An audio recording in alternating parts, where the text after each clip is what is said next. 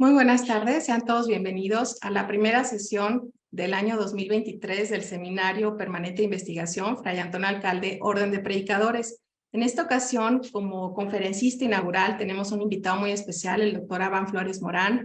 Bienvenido, doctor, gracias por aceptar esta invitación. El doctor Abán es un referente para todos los que trabajamos Orden de Predicadores y hacemos estudios de imagen. Principalmente su tesis de maestría es una consulta obligada. Él la dedicó al color de la evangelización dominica, variaciones en el programa pictórico de la pintura mural conventual del Altiplano Central del año 1530 a 1640 y ha tenido una serie de trabajos, publicaciones en libros y revistas especializados, y me voy a permitir compartirles también una semblanza de nuestro invitado especial. Él es licenciado en Arqueología por la Escuela Nacional de Antropología e Historia, es maestro y doctor en Historia del Arte por la UNAM. Su línea de investigación, como ya les comentaba, se centra en el estudio de las transformaciones, continuidades y coexistencias de la imagen indígena y occidental durante el siglo XVI. Actualmente es profesor de tiempo completo en el Departamento de Arte del Centro de Enseñanza para Extranjeros de la UNAM.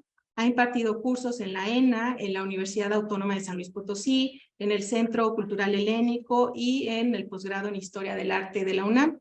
En el año 2014 obtuvo la medalla Alfonso Caso, otorgada por la UNAM, y ha colaborado en los proyectos arqueológicos de Monte Albán, Quintana Roo y Tlatelolco. Ha pertenecido también al Sistema Nacional de Investigadores.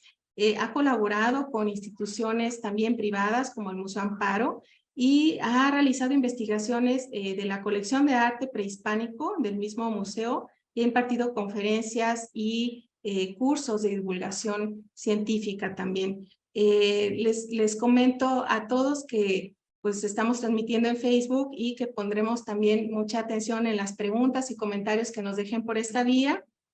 Por supuesto, los integrantes del seminario tendrán la oportunidad de hacer preguntas y comentarios al final de la presentación del doctor Abán Flores. Doctor, te cedo la palabra. Muchas gracias. Muchas gracias, Ixchel, y también gracias por la invitación, gracias por acompañarme el día de hoy. Y bueno, sin más, les voy a iniciar a presentar la conferencia que preparé y el PowerPoint que preparé para el día de hoy. Y justo en este caso, no, ya tienen que estar viendo, la ponencia justo se llama Las imágenes de los dominicos, el desarrollo de la pintura mural conventual de la Orden de Predicadores, justo como lo comentó Ixchel, pues esto sale a raíz de la tesis que realicé en la maestría. Luego en el doctorado lo que hice fue tratar de comparar estos programas que se habían realizado con los de las otras órdenes, con los sobre todo con los agustinos y con los franciscanos, y a partir de ahí tratar de realmente ver qué elementos eran compartidos, qué elementos eran identitarios, y sobre todo un poco empezar a plantear que muchas de las representaciones que se creaban estaban también vinculadas a preceptos que cada una de las órdenes tenía, y también de cómo regionalmente estaban desarrollándose ideas particulares. Es decir, en este caso, me centro sobre todo en el altiplano central, porque como bien sabemos, entre las ideas que se estaban desarrollando en el centro de México y lo que estaba ocurriendo en Oaxaca, pues va a haber una gran diferencia, y lo mismo va a pasar con las otras órdenes. Es distinto lo que está ocurriendo con los agustinos en Michoacán, ¿no?, a lo que está ocurriendo en el centro de México. Y entonces, sobre todo, para ver el fenómeno artístico, para ver la pintura mural como un vínculo, como una referencia de las ideas que están teniendo las órdenes, creo que es necesario hacer esta división en las órdenes y también en la región en la cual se están desarrollando, para que sea un elemento y un dato que nos permita mostrar cuáles son las ideas que están teniendo. Entonces, en ese sentido, la pintura mural, como nosotros la conocemos y como bien lo saben, es una expresión artística que realmente no es privativa, como bien lo saben, de la Nueva España, ¿no? Todas las culturas del mundo generan pintura mural. Los españoles, y también en el gótico y en el Renacimiento en España se generó pintura mural, Y también en la Nueva España, en Mesoamérica, se realizaba pintura mural antes de la llegada de los españoles. Y esto fue uno de esos elementos que de pronto algunos autores han llamado como elementos bisagra, ¿no? Que permitieron integrar las dos uniones, ya que era algo que existía en ambas partes, en ambas tradiciones.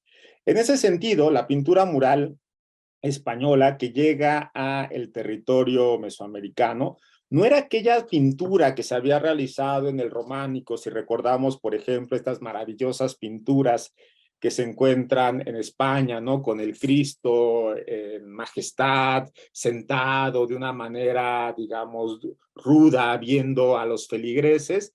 Tampoco era esta pintura gótica que había experimentado con un naturalismo y que había integrado nuevos temas, sino sobre todo lo que llega ya es una pintura más humanística y más vinculada al Renacimiento.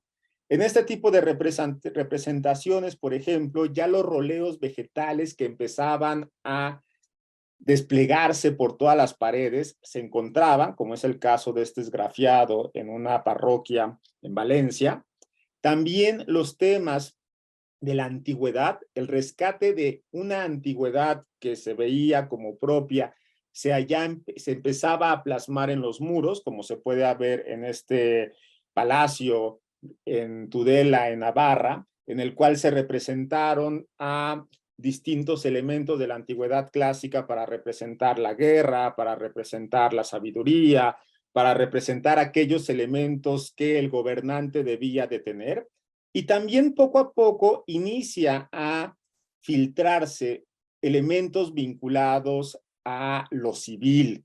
Es decir, empezamos a tener, por ejemplo, representaciones de guerra, representaciones de personajes que van a ser sobre todo importantes para cierto sector, como es en este caso en un palacio también de Pamplona, donde se va a representar en un enorme fresco, este solamente es una parte, justo la campaña que tuvo Carlos I o Carlos V contra los protestantes, y esta imagen me gusta mucho porque siempre que la veo me recuerda mucho al Códice Florentino, ¿no? Para tener en cuenta esta idea de que pues realmente muchas de las cosas que están ocurriendo en la Nueva España tienen una referencia en lo que está ocurriendo también en otras partes del mundo.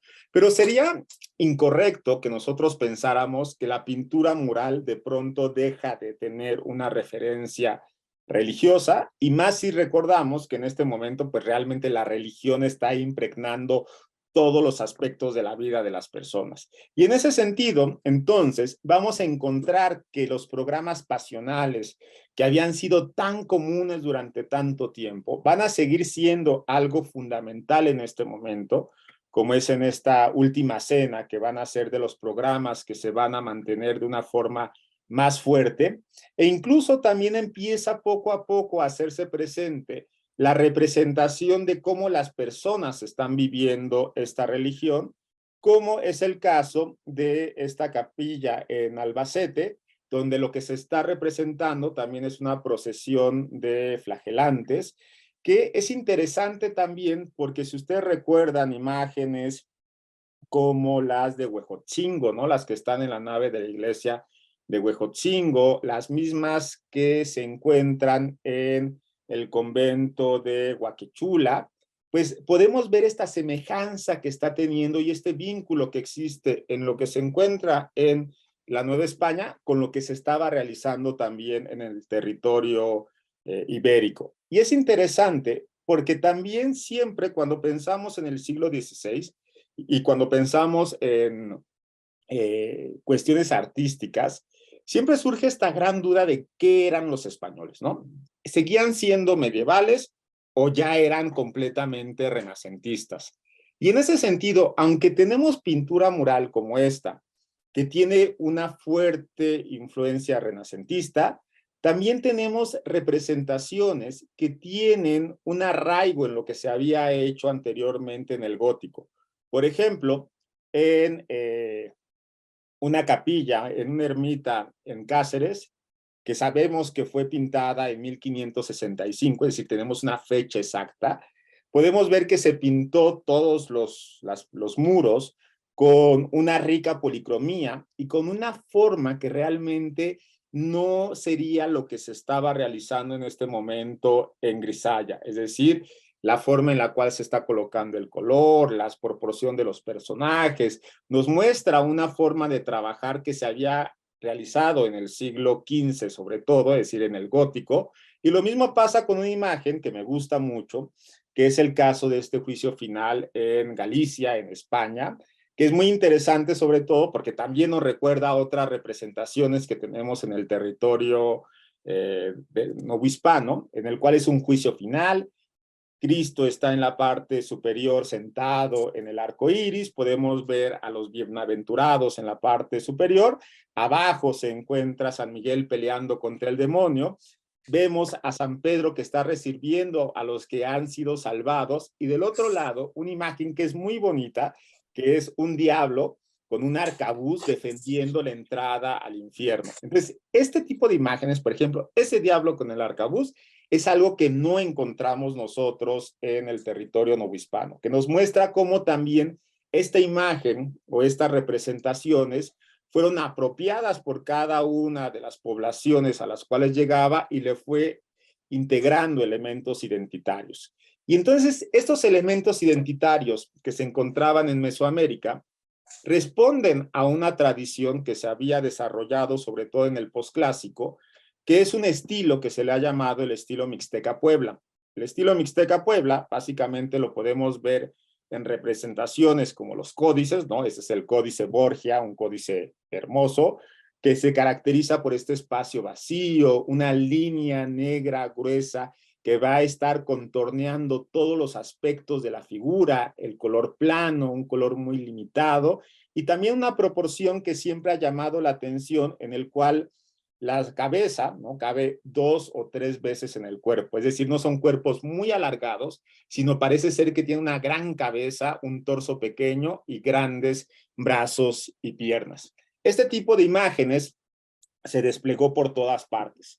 Lo podemos ver en la cerámica, por ejemplo, en estas vasijas que se encuentran tanto del centro de México, como son las dos de la izquierda, como también de la zona de Nayarit, ¿no? La tradición Aztatlán seguía teniendo este tipo de representaciones, lo encontramos también en la zona maya, e incluso también en la pintura mural que vieron los españoles cuando llegaron, tenía esta misma forma. Quizás uno de los ejemplos más bonitos es el caso de Ocotelulco en Tlaxcala. Este es un altar, se encuentra atrás una banqueta, y podemos ver cómo la representación que se está teniendo pues es realmente muy parecida a lo que se tiene en el códice. En este caso vemos unas xiucóatl, unas serpientes de fuego que están descendiendo, hacen presente a la deidad, tiene plumas de águila en la parte de abajo, y la parte principal pues es otra representación del altar con un cuchillo de pedernal ensangrentado en la parte de arriba, del cual está saliendo Tezcatlipoca, ¿no? Entonces, esta imagen es muy parecida a lo de los códices, es lo que se estilaba en el posclásico antes de que llegaran los españoles.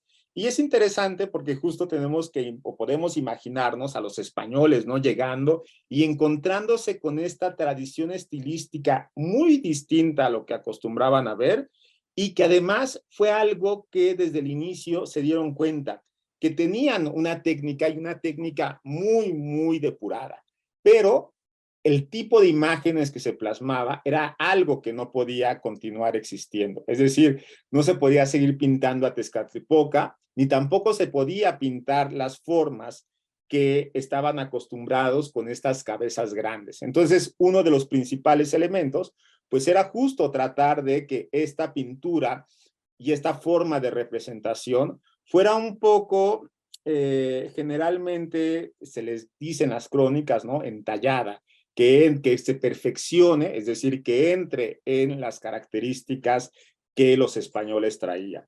Y esto justo se va a desarrollar en los primeros edificios que nosotros podemos encontrar, sobre todo en el siglo XVI y sobre todo en el centro de México.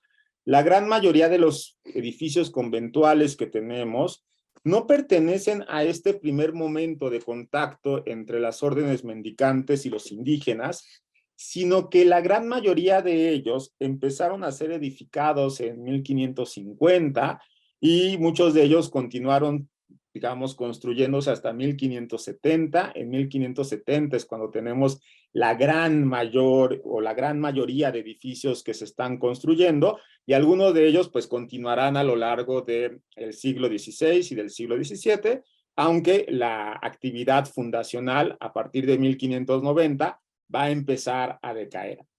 Pero entonces, si muchos de los conventos que tenemos pertenecen a la segunda mitad del siglo XVI, ¿cómo se dio esta interacción entre los edificios en los cuales vivían los indígenas y las necesidades que tenían las órdenes mendicantes para llevar a cabo la evangelización?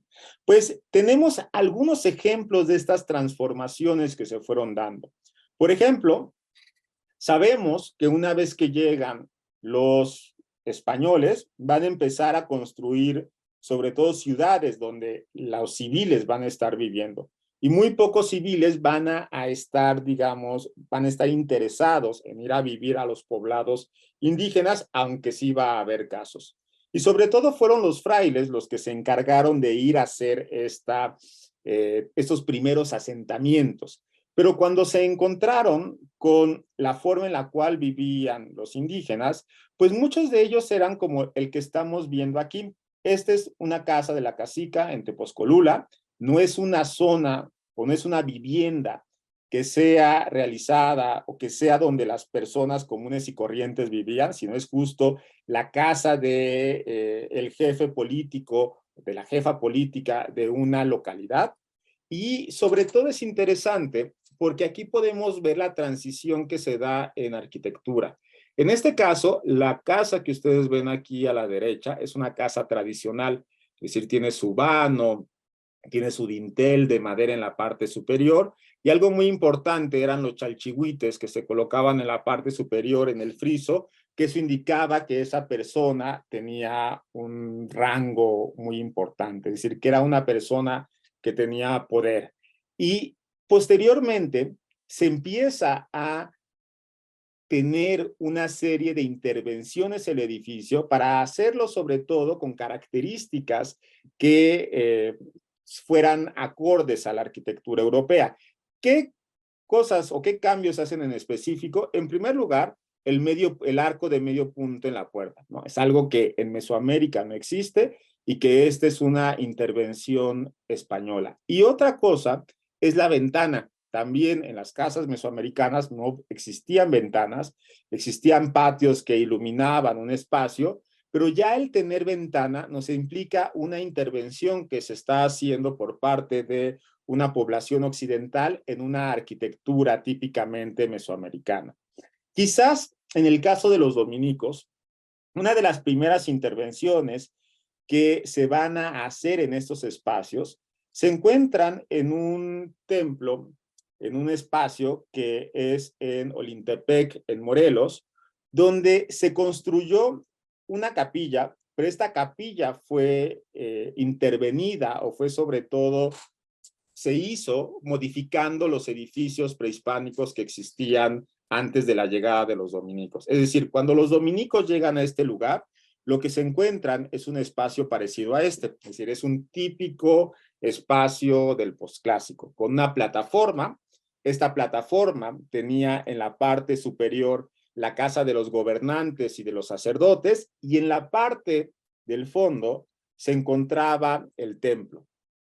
Y entonces, cuando llegan los españoles y los dominicos, lo que hacen es quitar la casa de los gobernantes y de los sacerdotes, transformar uno de los espacios del templo de la parte de atrás, convertirle en iglesia y dejar uno de los espacios como una de las habitaciones de los frailes, que es justo lo que estamos viendo en esta parte de aquí. Es decir, es la parte del fondo que fue modificada para servir como un pequeño convento y una iglesia también.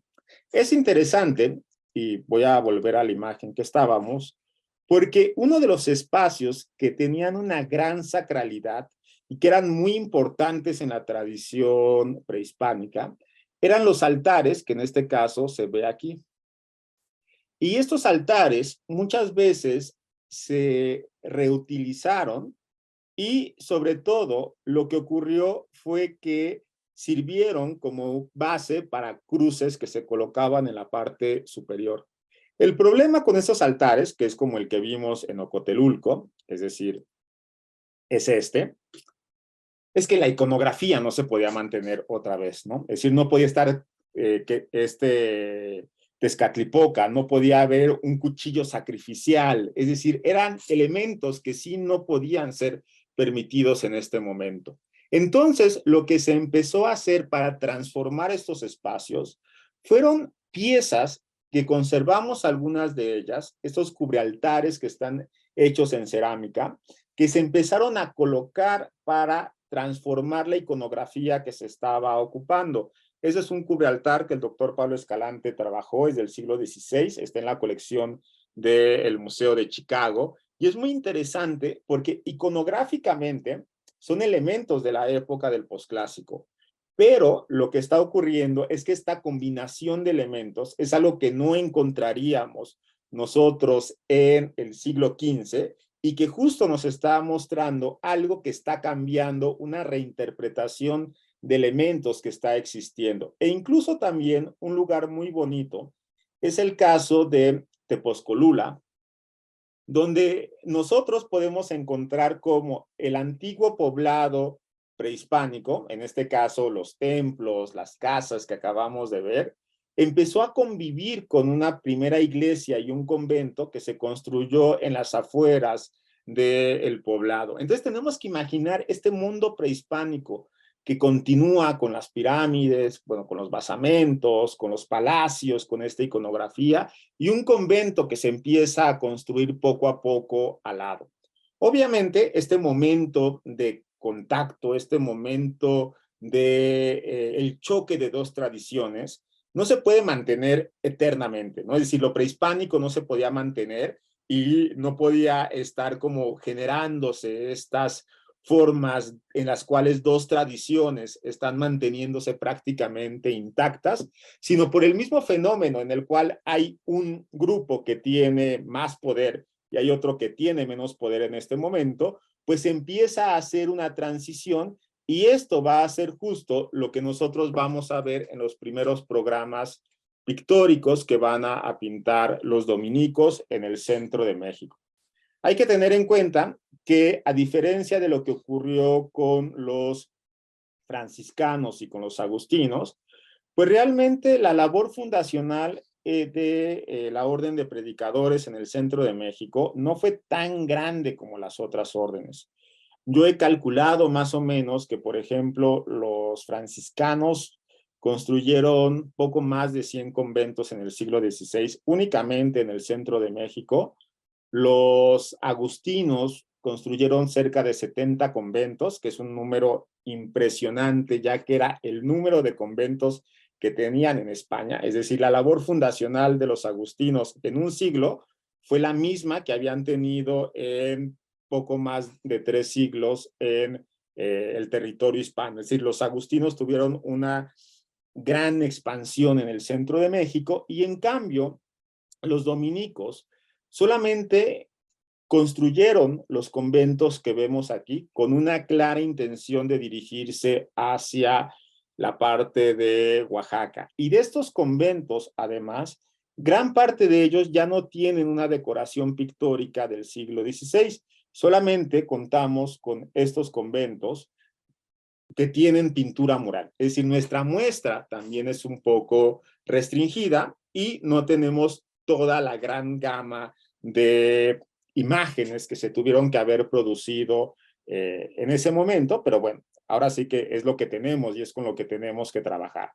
Y en ese sentido, en estos lugares, lo que se construyó fueron unos típicos conjuntos conventuales como este que estamos viendo en la pantalla. Es decir, teníamos un ganatrio en la parte de enfrente, ya estos edificios tienen una cruz atrial en la parte central En cada una de las esquinas se encuentra una capilla posa, al fondo se encuentra el templo, generalmente de una sola nave, de un lado se encuentra el convento, la gran mayoría de conventos que tenemos en el siglo XVI en el altiplano central son de 2 pisos, y una capilla abierta que, aunque no tienen esta gran magnificencia como pueden ser la de los agustinos, sí son elementos que están construyendo los dominicos en el centro de México.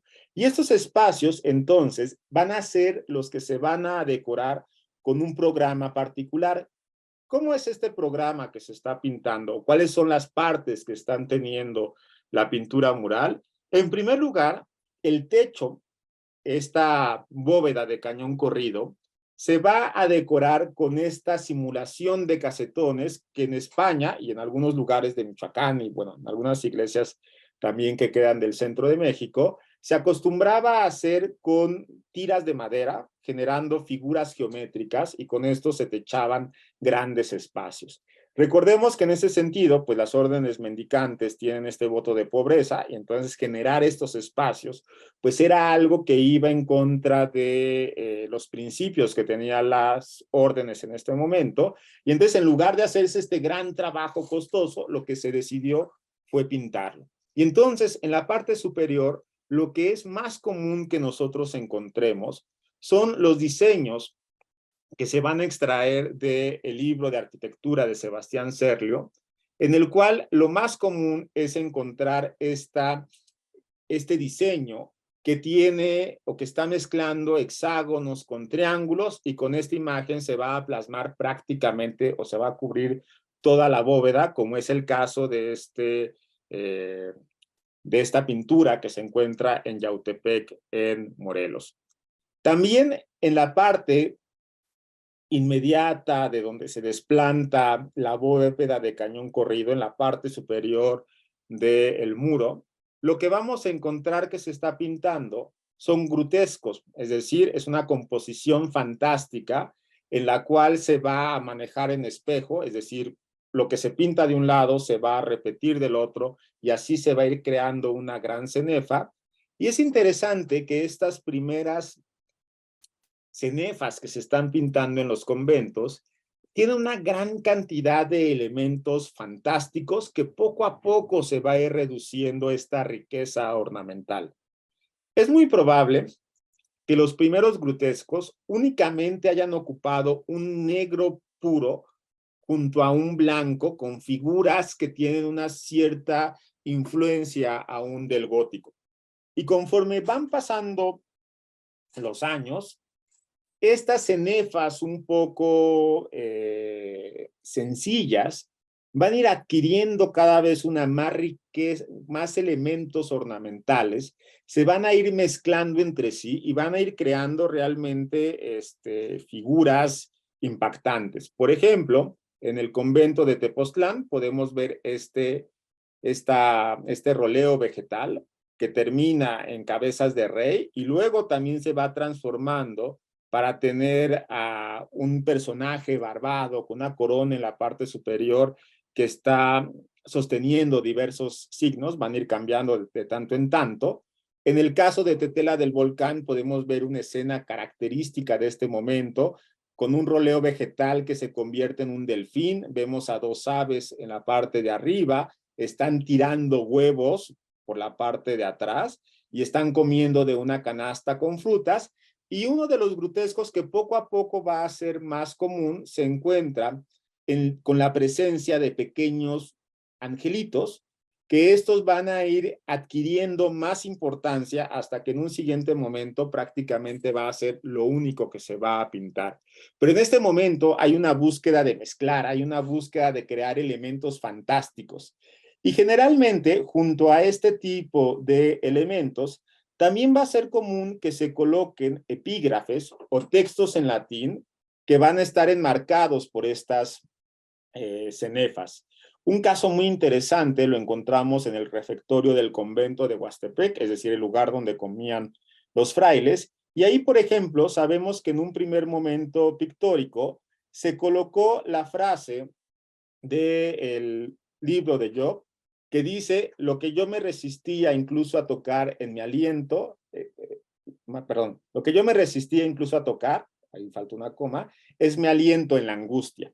Es decir, es esta idea un poco de controlar el hambre que se tenía y que esto va a tener una más claridad en un siguiente momento pictórico en el cual este programa se va a tapar, se va a prácticamente repetir el mismo diseño, pero se va a colocar otro epígrafe, que es este que estamos viendo aquí a la izquierda, que es el libro de Proverbios, en el cual la idea de controlarse en la comida, de controlar las tentaciones que uno podía tener, va a quedar más claro y se va a colocar este texto que dice, cuando te sentares a comer con un príncipe, repara con atención lo que te ponen delante. Y si es que dominas tu apetito, y continúa diciendo, clava tu cuchillo en la garganta, ¿no? Es decir, un texto que pues tenemos que imaginárnoslos en el contexto de la religión, en el cual lo ayudaba a hacer claro la vivencia que tenía que tener el fraile en un lugar. Y es interesante también porque a pesar de que los dominicos están ocupando epígrafes, no van a ser o no va a ser la orden que más va a pintar este tipo de elementos. Tenemos este epígrafe, tenemos otro en el convento de Chimalhuacán, pero realmente no hay un interés por escribir en el conjunto. Caso contrario, que sí van a hacer los agustinos para que comparemos lo que está haciendo cada orden. Por ejemplo, los agustinos, yo creo que van a ser de las órdenes que van a hacer que los espacios hablen de una manera evidente. Por ejemplo, algunos de los programas que vamos a tener de los agustinos, se encuentra este juicio final en Acolman, donde la cartela que nosotros tenemos en medio, lo que está escribiéndose o lo que está diciendo es vayan malditos al fuego eterno, ¿no? Algo que nos está mostrando el discurso que están queriendo reflejar. Por ejemplo, también en los mismos agustinos, en otro espacio, que es en el deambulatorio para entrar a las celdas, se pintó un epígrafe que dice, hermanos, sean sobrios y vigilen, porque su adversario el diablo, como un león rugente, anda buscando a quien devorar, a quien resistir, fuerte en la fe, pero tú, Señor, ten piedad de nosotros. E incluso no únicamente era en un ambiente, digamos, privado o en un ambiente grupal, donde se encontraban este tipo de discursos, sino que también en la misma iglesia se pueden encontrar la misma portada de la iglesia, como es el caso de esta hermosa iglesia de Yuriria, que tiene mucha semejanza con la de Acolman y con la de Meztitlán, en la cual en esta frase, en este lugar, en la parte del friso, que igual aquí no se alcanza a ver muy bien, pero tiene también un epígrafe labrado en el cual que dice, para que al nombre de Jesús toda rodilla se doble en los cielos, en la tierra y en los infiernos. Y podríamos continuar nosotros viendo todos los epígrafes que pintaron los dominicos o que labraron, porque realmente, perdón, los agustinos, porque realmente fueron muchísimos. Y en cambio, los dominicos no tienen este interés por plasmar, por hacer que el espacio hable de una manera evidente, sobre todo pintando estos epígrafes. También lo que sí encontramos es que los dominicos van a tener un gran interés por pintar personajes en los contrafuertes. Por ejemplo, esto, comparándolo con otra orden, no es tan común en los franciscanos. Los franciscanos no tienen un interés tan fuerte en hacer esta rememoración en el contrafuerte. Muchos de ellos ni siquiera tienen contrafuertes, tienen más bien columnas. Pero en el caso de los dominicos, vamos a tener que lo principal que se va a estar pintando van a ser a los padres de la iglesia, a los evangelistas, a los apóstoles y también a algunos personajes que van a pensar los dominicos que son importantes para ellos. Por ejemplo, en Huastepec tenemos la imagen de San Esteban, tenemos una imagen muy interesante de San Pedro de Córdoba en el convento de Tepetlaóstoc, algo que no es tan común encontrarlo, incluso aquí sabemos que es él por la cartela que tiene en la parte inferior, y también van a tratar de rescatar los dominicos a los fundadores de las otras órdenes que están haciendo esta labor de evangelización con ellos, es decir, el caso de San Francisco y San Agustín, como lo vemos aquí también en el convento de Yautepec. Estos santos van a estar acompañando algo muy importante, que es la escena central que se va a estar pintando en el muro. Es interesante también porque en este primer momento en Grisaya, nosotros no contamos con programas pictóricos de los agustinos en el cual veamos la participación del indígena que está tratando de transformar el discurso que se quiere dar. Tenemos imágenes que sí nos muestran la participación indígena. Por ejemplo, uno de ellos se encuentra en Tetela del Volcán, en el cual lo que se está pintando es una historia que incluso también Dávila Padilla la va a mencionar, en el cual se cuenta un milagro que ocurrió, en el cual un indígena que era muy devoto de la Virgen del Rosario murió sin confesión, esto en el poblado de Tepetlaóstoc, y es lo que estamos viendo aquí, ¿no? Está el indígena en la tarima, ya muerto. Y entonces cuenta que cuando ocurrió esto, unos diablos se lo llevaron de inmediato al infierno, que es lo que estamos viendo aquí, cómo lo agarran del cuello y se lo están llevando, y entonces él vio todas las torturas que están pasando las personas que no fueron bautizadas. Cuando el religioso de Tepetlaóstoc regresa, le pide entonces a Cristo y a la Virgen del Rosario por su alma. Esto permite que resucite el indígena, que se ha confesado y que entonces al morir vaya al cielo. Y justo en este momento en el cual resucitó, se dio este milagro, el indígena contó todo lo que había visto en el infierno, cómo todos sus parientes estaban ahí y las torturas que estaban viviendo.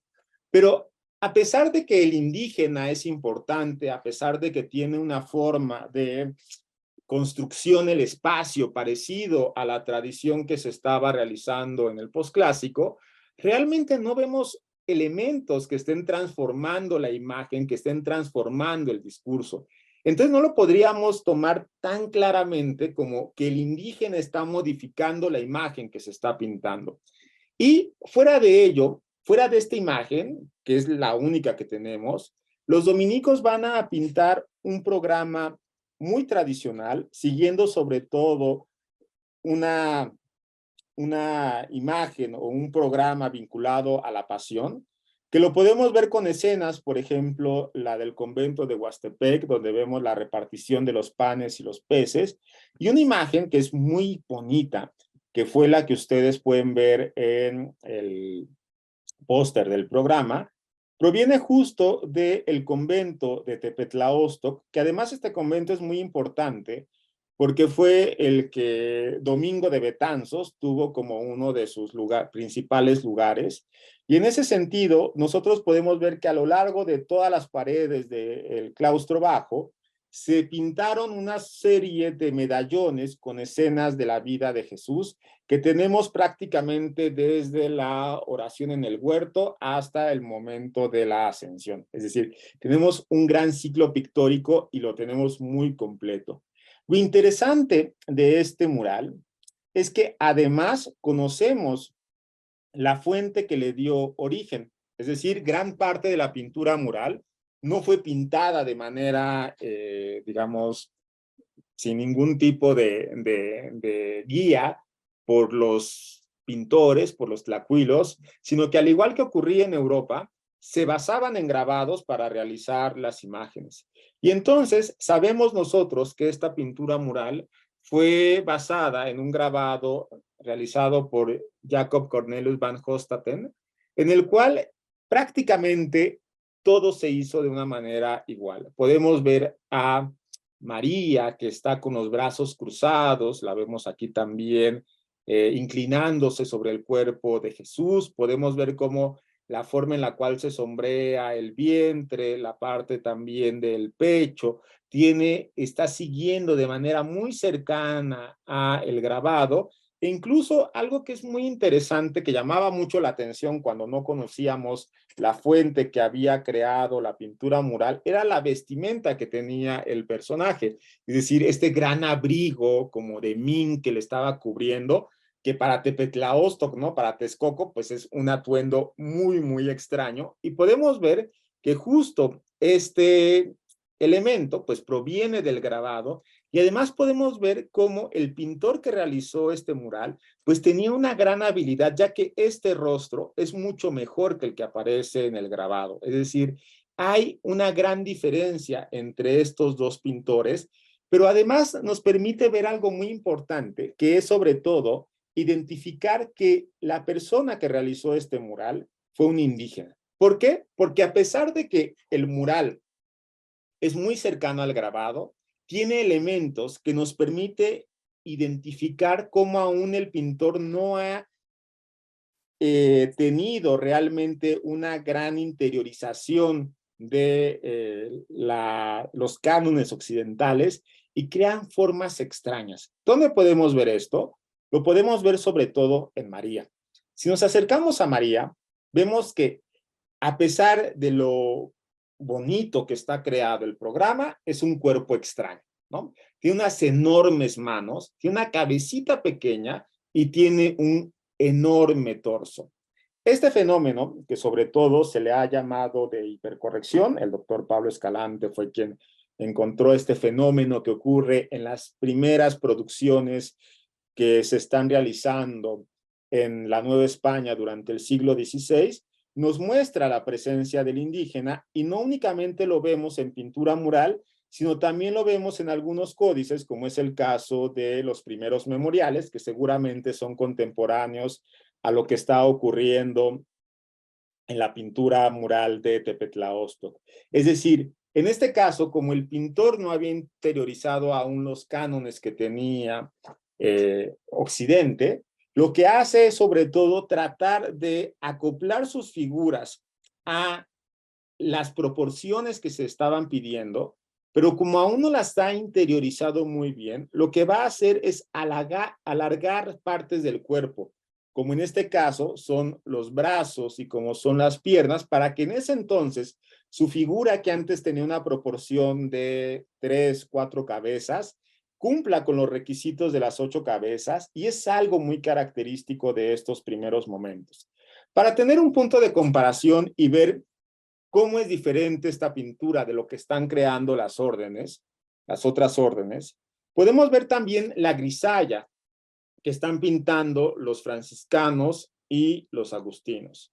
Un programa característico de los franciscanos que nos muestran un modo de proceder propio, lo encontramos en el convento de Cuautinchan, donde junto a una típica anunciación vemos a un jaguar y a un águila.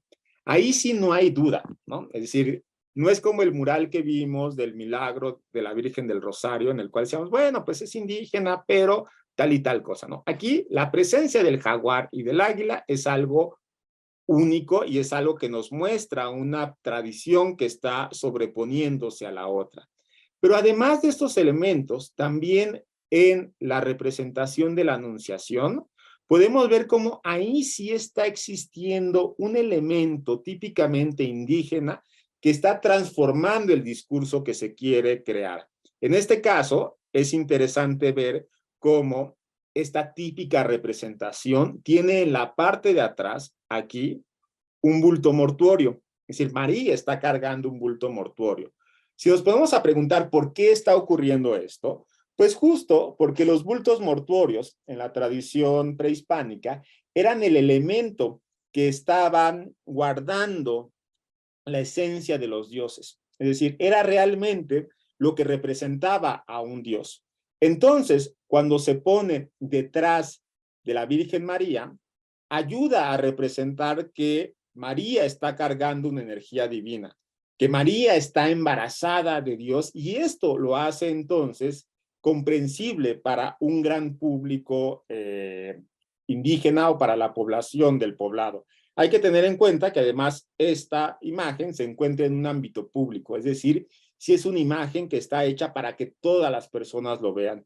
Y lo mismo va a ocurrir con los agustinos, que en este momento están pintando hermosos programas, como es el caso de Malinalco, en el cual, como ya es bien sabido, se trató de representar el paraíso, pero este paraíso no es de una manera, digamos, tradicional occidental, ¿no? No tiene pinos, no tiene vides, sino que el paraíso de la Nueva España, tiene nopales, tiene plantas espinosas, tiene tlacuaches, es decir, tiene la fauna que el indígena estaba viendo. El paraíso también es, en este caso, digamos, transformado por el indígena, es apropiado por el indígena.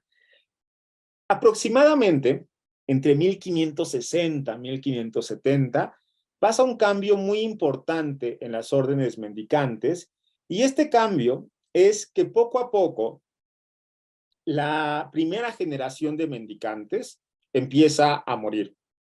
Y un poco quedan desencantados, sobre todo los dominicos, de que esta iglesia indiana, sobre todo que los franciscanos habían pensado perfecta, pues no se va a lograr.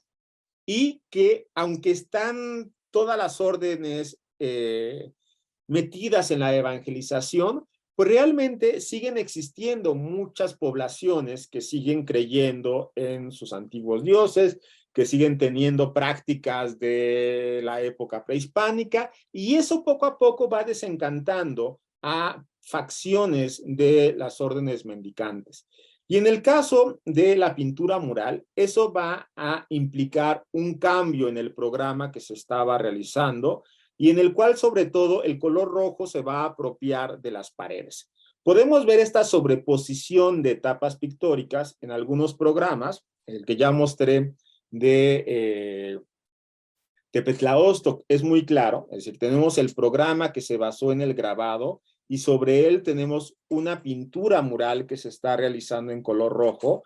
Sabemos también que esta pintura mural es del siglo XVI, porque el mismo Mendieta comenta que tenía una bella imagen pintada en grisalla que había sido hecha en tiempos de Betanzos, pero que a él ya no le tocó ver, sino que ahora solamente está un programa en tonalidades rojas, es decir, nos está dando esta transición que se está realizando. Y también lo podemos ver en otros casos, como el convento de Yautepec, donde podemos ver cómo la cenefa en color negro se está repintando, se está realizando el mismo diseño, pero ahora lo que tenemos es únicamente el color rojo. Y este es un proceso muy interesante, porque parece ser que no hay una innovación iconográfica como tal, sino que prácticamente las mismas imágenes que se habían pintado antes se van a hacer, pero ahora con tonalidades rojas, y algo que se va a omitir poco a poco son estos programas crísticos, estos programas pasionales que se habían realizado. Es decir, las imágenes centrales empiezan poco a poco a desaparecer, y el convento empieza a hacerse más ornamental. Por ejemplo, en Tlaltizapán podemos ver cómo estos diseños serleanos que habíamos visto se van a representar otra vez, pero ahora en color rojo. Estos diseños serleanos muchas veces pueden empezar a invadir el resto de las paredes, como puede ser en el caso de Tetela del Volcán, donde vemos cómo está trascendiendo la parte del techo y se pinten los muros, y aquí además es también evidente esta sobreposición del color rojo sobre el negro. Y los diseños, los grutescos, van a empezar también a ser transformados. Por ejemplo, en Tepozotlán y el Tlaltizapán, los mismos programas que habían sido pintados en grisalla se van a repintar, pero ahora con tonalidades rojas. Y en Tlaltizapán es muy interesante, porque también podemos ver cómo la gran maestría, el gran dominio de la técnica que tenía el pintor que había hecho las imágenes en grisalla, en este caso se va a empezar a perder, y podemos ver cómo estos delfines no son nada comparados con lo que habíamos visto anteriormente. Tienen una línea más ingenua, no entienden muy bien las proporciones. Lo mismo ocurre con el pájaro, con la canasta de frutas. Es decir, nos está mostrando que el pintor que realizó este mural no tiene la misma maestría que lo que había sido quien había realizado el mural en Grisalla. Y como les comenté, la parte de las escenas centrales se van a empezar a perder y en su lugar se va a pintar un programa mucho más ornamental, donde en las paredes se van a desplegar cortinajes con cabezas de león entre anillos, tratando de hacer vistoso el convento. Y esto lo podemos ver en Tlaltizapán, lo podemos ver también en Tepoztlán, lo podemos ver en Tetela del Volcán, es decir, son estos lugares que habían tenido una imagen muy vistosa, y incluso se van a empezar también a colocar de una forma más evidente el escudo de la Orden de los Dominicos en un gran tamaño, flanqueado por los dominicanis y sobre todo con estos elementos vinculados a Jesús y a María. Es decir, vemos un cambio que está existiendo en la decoración, en la cual estos programas que servían un poco con una finalidad didáctica empiezan a desaparecer en los conventos dominicos y se está transformando en un convento más ornamental, más vistoso.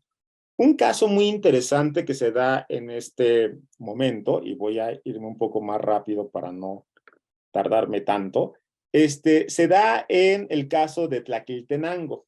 Tlaquiltenango es un caso excepcional. Si alguna vez tienen oportunidad de ir, vayan, porque es de estos conventos que cambió casi cada 5 años su decoración, y esto fue porque era un convento franciscano en un inicio. Después pasa a manos de los dominicos, después vuelve a manos de los franciscanos, y después ya en 1590 vuelve otra vez a manos, digamos, o ya se queda con los dominicos. Y esto va a quedar visible en las etapas pictóricas y en lo que se está pintando. Es decir, tenemos la decoración en negro, que esto es hecha por los franciscanos, que va a ser cubierta luego por esta decoración en rojo.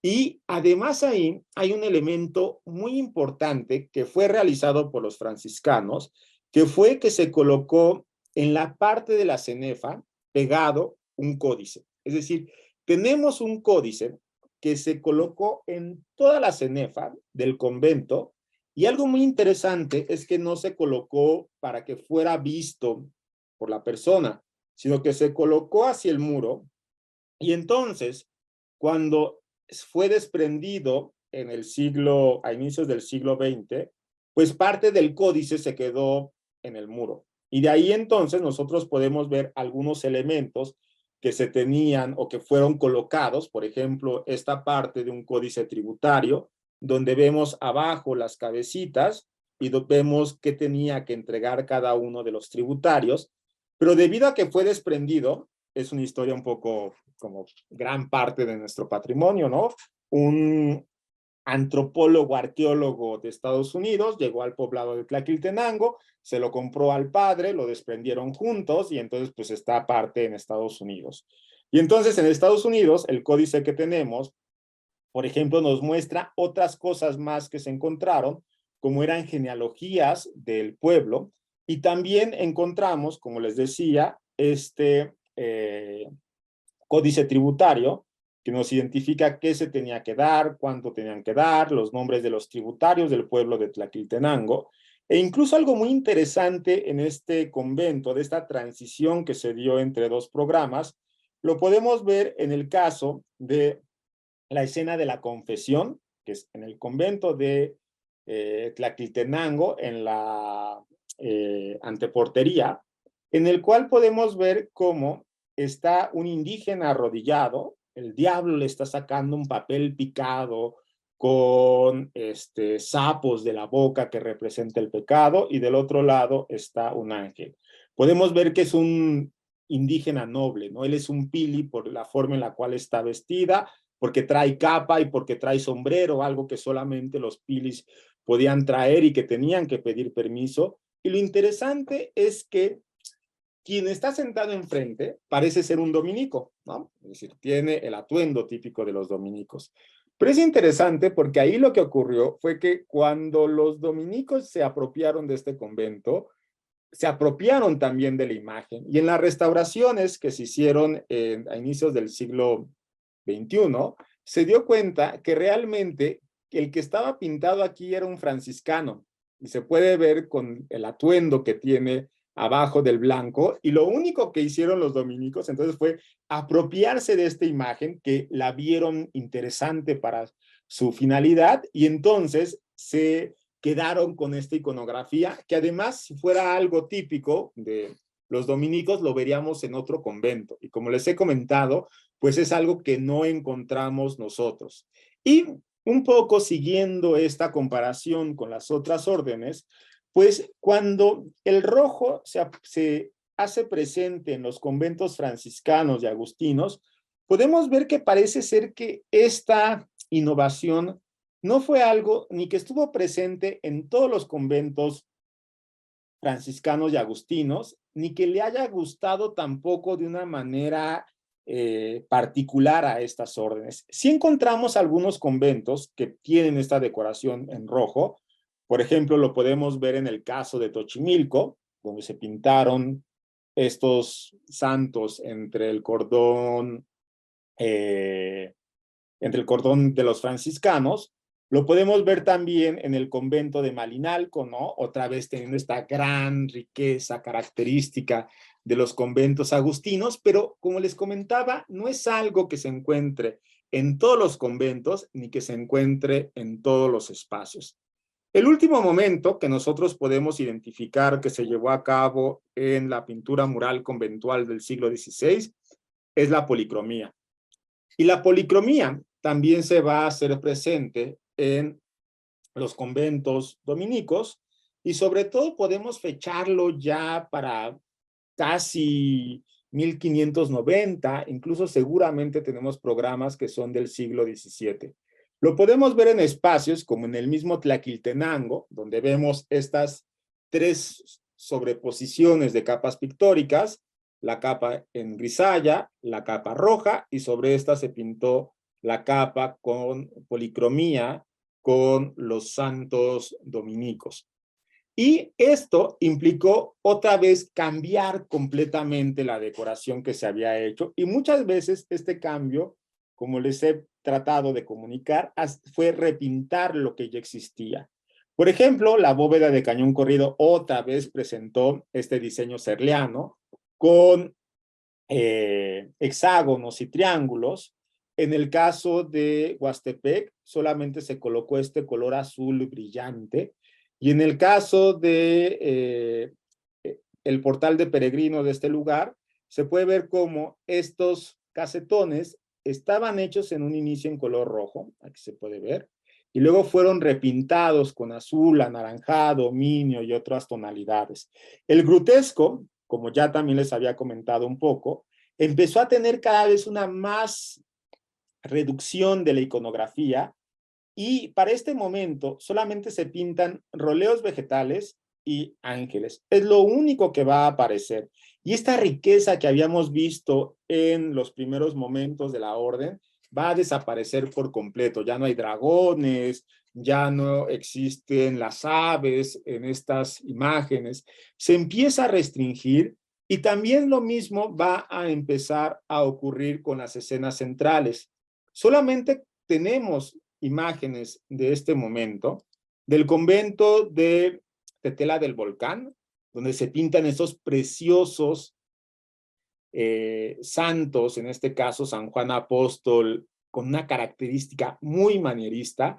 A mí una de las cosas que me intrigan mucho, que no he logrado aún encontrar, es el grabado que dio origen a esos programas. Estoy seguro que es un grabado, por ahí tengo como una guía que me puede llevar hacia donde pueden ser, pero como el que da esa característica con el cuello ya alargado, que se va doblando un poco, estos colores más apagados, es decir, provienen justo de una nueva vivencia que se está teniendo, y también empiezan ya a aparecer nuevos personajes. En este momento, y quizás el mejor ejemplo es el convento de Izúcar en Puebla, poco a poco los santos que eran característicos de momentos anteriores le van a dar paso, y ahora los frailes de la orden van a empezar a representarse de una manera mucho más, digamos, común. Y sobre todo en Izúcar empezamos a ver la presencia de frailes dominicos europeos que se van a estar plasmando,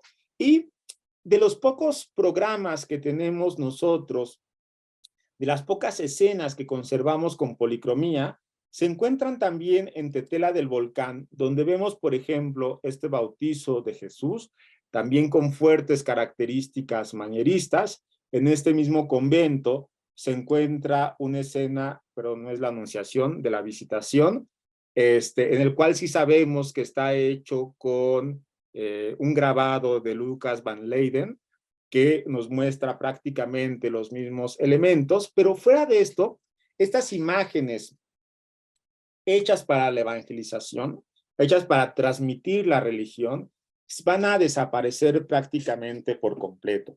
Uno pensaría que esto ocurrió en las demás órdenes, ¿no? Es decir, que fue algo que pues 1590 ya las órdenes mendicantes, pues ya los indígenas habían prácticamente, se habían diezmado, ¿no? De 22 millones que eran a inicios del siglo XVI, a finales del siglo XVI quedaban 2 millones, ¿no? Es decir, había caído la población alarmantemente, las congregaciones estaban también quitándole ese arraigo que tenían a sus lugares y estaban creando nuevas identidades, pero para nuestra sorpresa, es en este momento, en las otras órdenes religiosas, cuando vemos la mayor participación de elementos indígenas.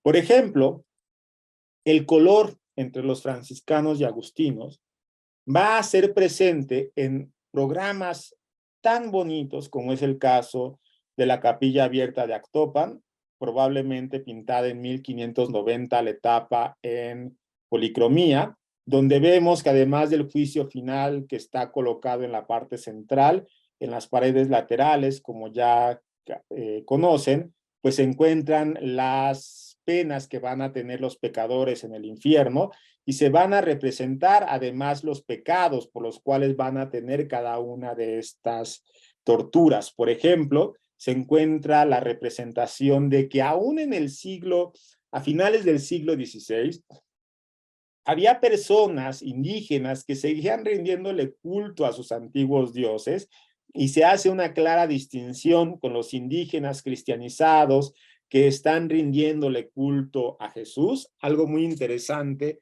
es que en 1585, aún en Cholula, ¿no? Cholula, lugar súper importante para Puebla y para la parte de las órdenes mendicantes, se seguía discutiendo qué se tenía que hacer con los templos prehispánicos, si se tenían que destruir o si se tenían que dejar como como un indicio de la historia que habían tenido las poblaciones. También un programa que se va a empezar a pintar, en este caso en Xochoteco, pues es la idea del alcoholismo, ¿no? Es interesante también cómo muchos de los frailes, tenemos las crónicas en las cuales se empezó a tratar de ir con los teólogos europeos para ver si podían ellos hacer que se convirtiera en un pecado la bebida para los indígenas, y entonces lo que hacían los teólogos españoles era decirle que si no era un pecado también para los españoles, era imposible hacer que esto ocurriera también para los indígenas. Pero obviamente los frailes, pues en ciertos contextos, pues no les importaba, y en este caso lo ponemos como se va a representar la bebida como uno de los pecados que va a llevar a que se tengan las torturas que están representadas alrededor. Y pues bueno, en otros programas que son característicos de este momento, el caso de Ixmiquilpan, también agustino, con esos ejércitos del bien y del mal, pero ahora representados de una manera prehispánica, es decir, el ejército del bien que está luchando contra el mal, son guerreros jaguar que se están enfrentando a los chichimecas, muy acorde con lo que está ocurriendo en la región de Ixmiquilpan en este momento. Y ya para ir cerrando, un programa que me gusta mucho, que es el caso de la caja de agua. Como ya Ixchel lo comentó, yo tuve oportunidad de excavar en este lugar cuando salió un programa súper interesante, también, según yo lo creo, de 1580 más o menos, y esto además nos muestra una pervivencia de elementos entre los franciscanos, donde todo lo que estamos viendo alrededor tenía pintura mural, Cuando se construyó este convento, Torquemada es encargado de generar esta reconstrucción, lo que va a hacer es tirar la pintura mural y en lugar de esparcirla como un escombro más, la va a desprender cuidadosamente y la van a colocar dentro de la caja. Y esto lo que permitió fue que cuando se encontró, se pudieran ir encontrando pedazos de pintura mural y se armara, es lo que ustedes ven aquí. Hay muchos estucos que no se lograron saber dónde existía, era como un gran rompecabezas, pero sin la caja que te dé cuenta de dónde está la imagen, entonces era un gran problema. Pero lo interesante es la iconografía que tenía. Vemos nosotros que se representó un paisaje lacustre con un agua representada de manera tradicional, con estos roleos en una línea negra sobre un fondo azul, las canoas que van surcando el agua con peces, aves, patos. Este es un ejemplo de la cercanía que tiene la caja de agua con el Códice Florentino y además la presencia de elementos identitarios para el indígena, como era el caso del jaguar, que se encuentra presente, y el aguizotl, que es este de acá, que el aguizotl se pensaba que era un animal que protegía los cuerpos de agua. Entonces, si uno iba al cuerpo de agua y de pronto, no sé, jugaba con el agua, ¿no? Pescaba más de lo que podía comer, entonces el aguizotl se cuenta que salía de las profundidades del agua con su mano, te agarraba y te hundía hasta las profundidades y nunca más se volvía a ver uno. Solamente, para terminar, con el siglo XVI la pintura mural de las tres órdenes no termina y tampoco termina la pintura mural de los dominicos. Y ya entrados en el siglo XVII, tenemos programas como este de Tepoztlán, que es uno de los más bonitos que tenemos, un poco, nos gustaría tenerlo más grande, ¿no? Pero lo que podemos ver aquí es un gran mapa que se pintó, semejante al de las relaciones geográficas, con las iglesias de las cuales estaba relacionado el poblado de Tepoztlán, y a cada uno de los lados se pintó un indígena enseñando su territorio. Lamentablemente este mapa pues ya se ve así, ¿no?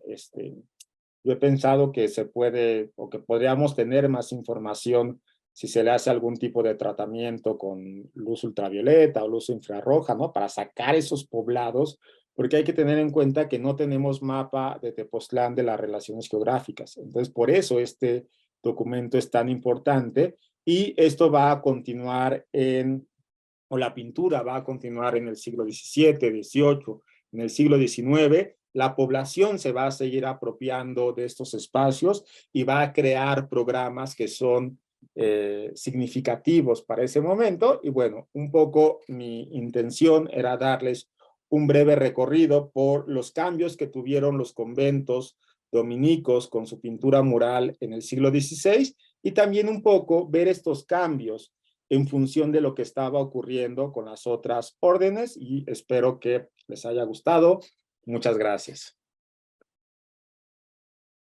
Voy a dejar de compartir. Gracias a ti, doctora Aban Flores, por compartirnos el resultado de tus investigaciones de tantos años a través de esta experiencia maravillosa, este recorrido visual por los conjuntos conventuales y su pintura mural en el siglo XVI. Gracias por eso. Quiero abrir ahora el espacio para los integrantes del seminario, si tienen preguntas, comentarios para el doctor Aban Flores.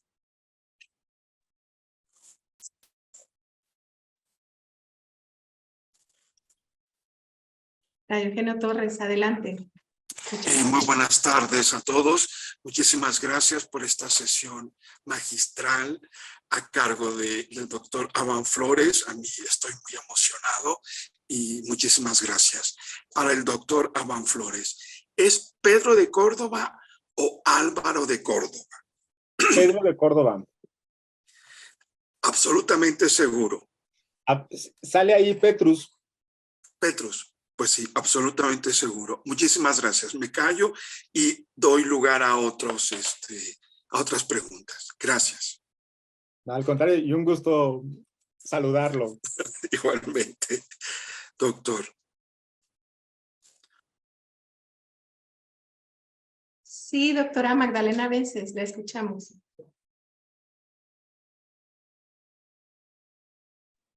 El sonido. Buenas tardes, gracias. Buenas tardes a todos. Felicidades, Avan.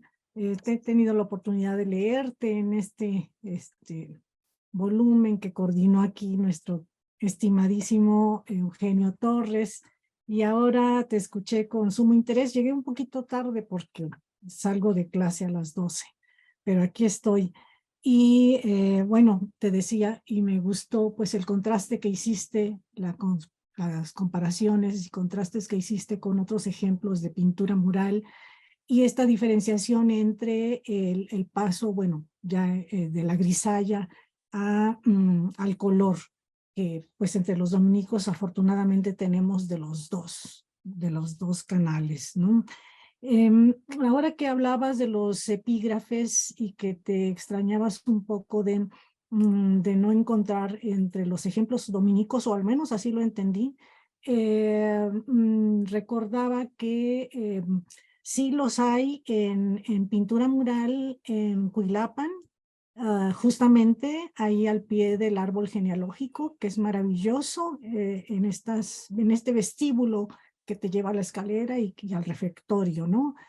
Y por otro lado, también en Coixtlahuaca, no solamente en la inscripción del templo, que es muy conocida, ¿no? Y que tú ahora debes caer en la cuenta, sino también en la capilla abierta del mismo lugar, eso sí en pintura mural. Lástima que pues está ya muy borrada, pues porque ha estado expuesta sin el abovedamiento durante siglos ya, ¿no? Entonces, pues nada más para que lo tengas en consideración en este horizonte de la relevancia de los mensajes, ya sea en latín o en español, que se quisieron dejar ahí señalados al pie de las representaciones o en su entorno, ¿no? Luego, por otro lado, me recordaba que esto que señalabas muy bien, incluso ahorita al final de la caja de agua y su parentesco con el códice florentino, ¿no? Ahí en el códice florentino pues tenemos numerosos ejemplos de representaciones de aves, juncos, nopales, etcétera, ¿no? Que tú conoces muy bien y que luego yo también los trabajé cuando algo digo de la Casa de la Casica en un articulito, porque justamente aparecen allí en la Casa de la Casica, no precisamente algunos de los chalchihuites que hay en el Códice Florentino, sino estas flores psicotrópicas que están en la sala principal, ¿no? Y eso es de hacerlo notar. Pero además, esta convergencia de la forma de representación y de técnica mesoamericana transferida a algunos monumentos ya de la etapa virreinal, como es esta famosa casa denominada así la Casa de los Bijarros, con B, o guijarros, que sería lo propio, porque algunas de las flores están justamente en un marco en donde hay una combinación de materiales. Hay piedrecita, y no solamente de colores, bueno, de colores artificiales, ¿no? No sabemos hasta qué, naturales, perdón, por las piedrecitas, o en el Códice Florentino puede uno ver las cenefas rojas. Entonces, claro, me parece muy bien y acertado que hayas planteado esta colindancia, ¿no? Esta relación. Y recordemos que la Casa de la Casica ya posiblemente para 1560-64, como la Capilla Abierta de Tepozcolula, ya estaba ahí erigida, ¿no? Creo que porque María Osorio era la mujer, ¿no? del cacique gobernante y pues enviudó. Y esa es otra parte interesantísima. No tengo ninguna pregunta en específico, Pero ya nada más para terminar y con el afán siempre de contribuir a utilizar los términos adecuados, en el caso del claustro de Tetela del Volcán, te refieres a unos contrafuertes en donde están las representaciones pictóricas. Bueno, realmente son macizos. Son los muros, los macizos entre vano y vano. Ese sería el nombre correcto para que de aquí en adelante, bueno, lo utilices. Ah, ya sé. Varias veces vi repetida la imagen, como llegué tarde, no sé si en algún momento dijiste que es el ejemplo de la pintura mural del descendimiento, donde está la Virgen María y más abajo, en primer plano, parece que la Magdalena, y trae un papo como con diseño de flor, eran adornos o parte del tocado que las mujeres españolas utilizaban, y estos son muy característicos de mediados del siglo XVI a 1568, 70, los más tardíos, ¿no? Es una pista por ahí por si no sea, o si te vas a aproximar a alguna ocasión en precisar un poco las fechas, ¿no? Un poco más de referirse mediados del 16, último tercio del 16, en fin, ¿no?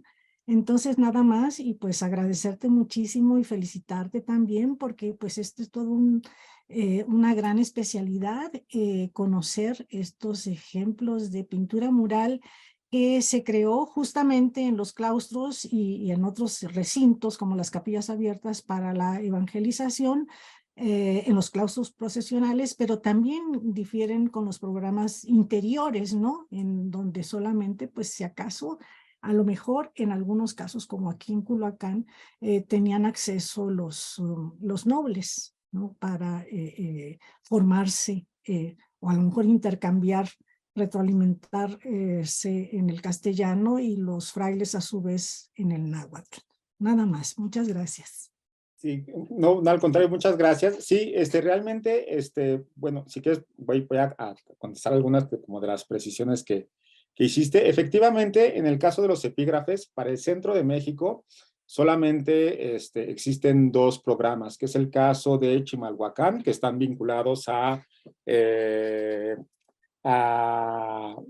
una anunciación y están también relacionados con, bueno, con algunas figuras muy pequeñas, además son muy tempranos esas imágenes, y el que les coloqué de Huastepec, ¿no? Para el centro de México son esos que existen. Efectivamente, no me metí con la parte de Oaxaca porque yo creo sobre todo que la parte de Oaxaca es otra, bueno, los dominicos tienen otra forma de relacionarse, sobre todo con la población, ¿no? Entonces, eso lo que va a crear es otro programa y otro discurso que efectivamente los va a, pues, acercar más, por ejemplo, a lo que podrían ser los franciscanos, ¿no? En el territorio central, en los programas que están pintando, y también con cierta parte de los agustinos, que por eso tenemos más epígrafes, más presencia de la población, cosa que no está siendo tan clara en el centro de México. Y sí,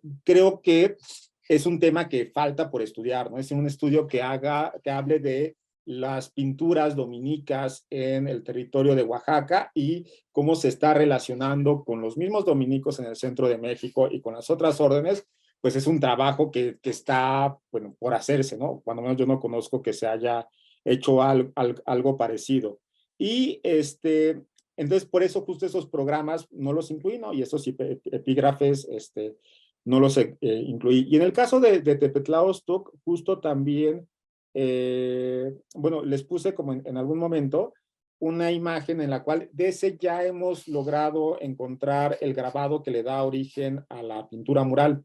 Entonces, justo las flores y los elementos justo provienen del grabado que fue hecho por Jack Cornelio van Hostaten, que es el que crea como esta serie, y además no solamente ese grabado, sino es toda la serie de los medallones que fueron sacados de esta serie de grabados que se estaban circulando. Lo interesante con eso un poco para las fechas que comentabas es que son muy tempranos, es decir, son de 1511, si bien recuerdo, que para el caso de ayudarnos a fechar, ¿no? Como puede ocurrir en muchos conventos agustinos que sabemos que, por ejemplo, algunos grabados fueron hechos en 1570, ¿no? Entonces, pues, esa pintura no puede ser anterior a ello. En este caso no nos ayuda como a particularizarlo un poco más en cuándo está siendo hecho, ¿no? Y también hay algo muy interesante, es que hace ya algunos años hicimos un artículo, bueno, el doctor Pablo Escalante y yo, acerca de cómo también podemos ver una mano que está trabajando en la pintura mural y que también trabaja en el códice de Tepetlaóstoc. Entonces es interesante este vínculo que se hace entre pintores que están manejando dos estilos y que también, por cierto, lo podemos ver en Caja de Agua, como bien lo comentabas, ¿no? Es decir, no estamos tan seguros de si un pintor participó en Caja de Agua y en el Códice Florentino, pero sí hay cuando menos ahí una cercanía en lo que se está realizando. Y también, bueno, Caja de Agua creo que es uno de los programas que faltan más por estudiar. Yo ahí tengo mis ideas de qué puede ser. Yo no creo que sea una caja de agua, yo creo que es otra cosa. Y también las mismas flores, ¿no? Las mismas flores también hace falta, porque además es algo de lo que más abunda en la decoración escultórica, pictórica, ¿no? La flor está presente ahí. Entonces, pues sí va a ser también un tema interesante la flor, el convento y este contraste que está teniendo, y no solamente en el convento, como bien lo menciona, sino también en espacios más dedicados también a población, a poder, ¿no? Y demás. Muchas gracias, doctor. Y yo retomo ahora de tu anterior participación, esta importancia de la relación que se plasma, ¿no? En la pintura mural, la relación de los religiosos con los naturales de los pueblos donde se asentaban y queda, ¿no? De alguna manera plasmado en esta pintura mural. Y lo relacionaba con lo que comentabas, ¿no? El paso al siglo XVII, sigue habiendo pintura mural. Y aquí, bueno, lo que yo he trabajado en el conjunto conventual dominico de Guadalajara, por supuesto es difícil llegar a rastrear lo que hubo en los muros durante el siglo XVII, que es una construcción propiamente del siglo XVII, pero al ya no existir el edificio, es particularmente complicado saber esto, pero de lo que tenemos, sí vestigios en algunos documentos son de pinturas ya en lienzos que cubrían los muros de estos pasillos del claustro, ¿no? Del primer claustro, principalmente de escaleras y de otras áreas dentro del convento. Y este paso, ¿no? Ya en lugar de utilizar pintura mural y comprar lienzos y cubrir con enormes lienzos estos espacios, ya nos habla de esa relación, ¿no? Ya con quien les podía suministrar estas imágenes, que ya no serían en este caso naturales, sino ya mestizos o incluso pintores europeos, ¿no? Y bueno, pues le doy paso a una pregunta que nos hacen en el chat de aquí de nuestra propia reunión de Zoom, de una de las integrantes de nuestro seminario, de Lupita Candelas. Bueno, ella te felicita por tu conferencia y pregunta que si en el occidente podemos encontrar estos ejemplos de pintura mural conventual de dominicos. ¿En el occidente de México o en...? En occidente. Pues yo no falta, es algo que falta, ¿no? Justo, de hecho, y está un poco vinculado a la pregunta y al comentario que hacías. Creo que hace falta ese trabajo que aborde lo que pasó con los conventos después del siglo XVI. En mi caso, pues el siglo XVI por mi formación, ¿no? De arqueólogo, la parte indígena, es una parte que me gusta, ¿no? Pero también cada vez que me acerco más, creo que hace falta entender esas otras pinturas para entender también cómo fue el proceso de evangelización. Yo, por ejemplo, tengo una idea vaga porque mi pintura no me permite hacer, o la pintura del siglo XVI no me permite hacer esta como diferenciación tan claramente, y un poco con lo que comentas justo, que en el siglo XVII la pintura empieza a transformarse hacia dos como caminos, ¿no? Uno en el cual el minio, ¿no? Que es como un anaranjado, que es como característico, el rojo, el ocre y el negro van a hacerse más presentes, y lo podemos ver en prácticamente todos los conventos de las órdenes mendicantes. En el caso de los dominicos es muy claro en Tepoztlán, ¿no? En las imágenes que están en los nichos procesionales. Y en ese sentido, parece ser que ahí hay como una transformación que se hace. Y algo interesante también con lo que comentabas acerca del óleo, es que también tenemos pinturas hechas al óleo, pero en las paredes, ¿no? Es decir, y que transformaron completamente todas la forma que se tenía antes de vivir y de concebir el espacio. Y luego también en el siglo bueno, en el siglo XIX, sobre todo ya con el neoclásico, pues tenemos este azul ya más como claro, tonalidades más pasteles, pero eso, digamos, se ve a grandes rasgos porque en el convento, generalmente en las restauraciones, pues se quitan todas esas etapas pictóricas y se llega a la parte del siglo XVI, ¿no? O a la parte que sea más vistosa. Pero en conventos entonces que hayan sido fundados en el siglo XVII, ¿no? O que sabemos que su remodelación fue en el siglo XVIII, nos podría ir como ayudando a definir estas transiciones que se van haciendo. Por ejemplo, en el caso de Occidente, y un poco volviendo, sobre todo en el caso de los agustinos, que es un poco lo que he estado estudiando hace unos meses, se puede ver estas transiciones y hay algo muy interesante que a finales del siglo XVII parece ser que hay como como un resurgimiento de la grisalla. Es decir, parece ser que algunos programas, la grisalla vuelve a aparecer, se reinterpretan algunos programas y algo muy interesante es que estos programas en los cuales vemos un negro intenso, ¿no? Que hay como un negro así como muy fuerte, justo son de ese momento y está, yo creo que está vinculado con este estilo tenebrista, ¿no? Que está teniendo el barroco.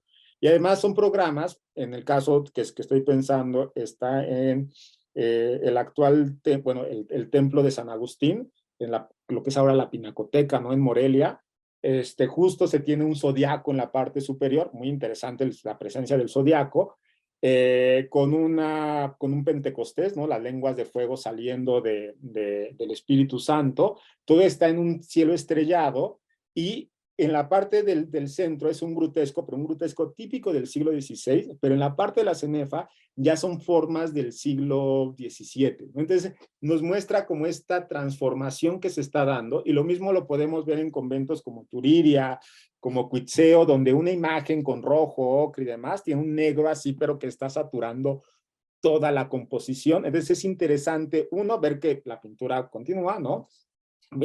No conozco muchos ejemplos dominicos del norte, sería interesante analizarlos o ver si sí existen, y sobre todo, digamos, ver también cómo trasciende estas decoraciones a el siglo XVI, ¿no? Y sus particularidades regionalmente y temporalmente en las siguientes centurias. Gracias, doctor. Recordaba justo ahora que comentabas de estos elementos que se van superponiendo, el cubo de la escalera de Actopan, de cómo predomina este blanco y negro. Hay algunos elementos resaltados en rojo, ¿no? Como los zapatos de algunos personajes o los sombreros. ¿Se sabe si son de la época o si ese color rojo se incorporó después? Eso, el caso del convento de Actopan, el cubo de la escalera, que además es también muy interesante este discurso que generan, porque los agustinos son los primeros que crean como esta exaltación de los miembros de su orden, ¿no? Mientras los dominicos, por ejemplo, veíamos que plasman a los evangelistas, a los padres de la iglesia, a los apóstoles, ¿no? Ellos en el cubo del convento plasman a los miembros del siglo XII.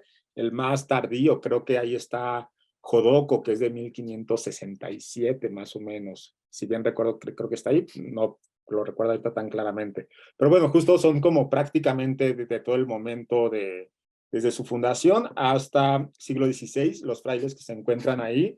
Y ahí justo tenemos distintas etapas pictóricas. Sabemos que hay un repinte negro, ¿no? En algún momento de mediados del siglo XVI.